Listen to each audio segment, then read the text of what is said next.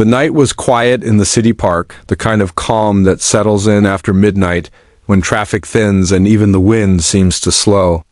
A police patrol moved along the path, flashlight beams sweeping benches and trees, checking corners most people forgot existed.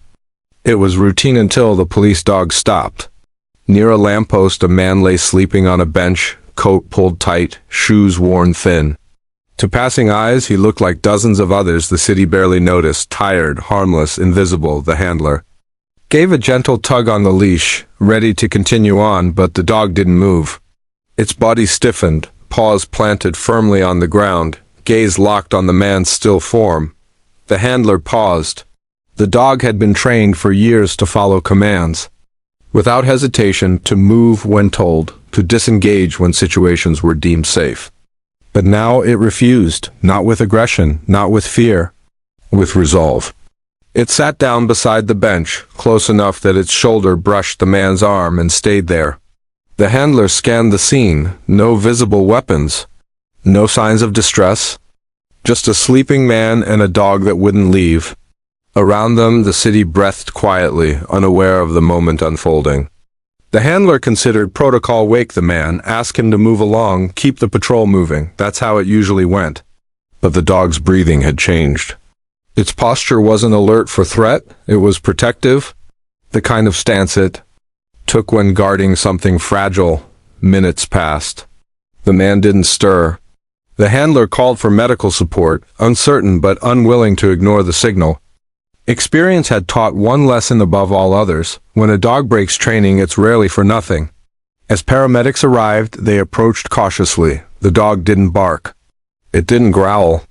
It simply remained in place, eyes tracking every movement near the bench, body forming a quiet barrier between the man and the world. When one paramedic knelt to check the man's pulse, the truth revealed itself. The man wasn't sleeping. His breathing was dangerously shallow. His skin was cold. A medical emergency had been unfolding silently, disguised as rest, hidden beneath layers of exhaustion and neglect. The city had passed him by, assuming he would wake on his own. The patrol might have done the same, but the dog hadn't. Paramedics worked quickly, administering aid, lifting the man onto a stretcher. The dog stayed close until the last possible second, watching as the man was loaded into the ambulance, only stepping back when the doors finally closed. The handler felt a tightness in his chest he didn't fully understand until later. News of the incident spread quickly, not because of drama or danger, but because of the question it raised. How many times had people walked past that bench?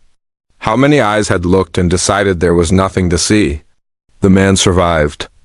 Doctors later said that without intervention, he likely wouldn't have made it through the night. When he woke in the hospital, he had no memory of the park, the bench, or the dog that refused to leave his side. He only knew that someone or something had cared enough to stop. For the handler, the moment lingered. Not as a heroic tale, but as a reminder. The dog hadn't judged. It hadn't assumed. It hadn't categorized the man as a problem, a nuisance, or a statistic. It had sensed vulnerability and responded with loyalty, even when the world had moved on. In a city built on speed and assumption, where some lives are seen clearly and others fade into the background, a police dog had done what humans often fail to do. It had noticed, it had stayed. And, in refusing to move, it had forced everyone else to look again. Sometimes the truth doesn't shock because it's dramatic. Sometimes it shocks because it reveals how close we come every day to walking past something that matters.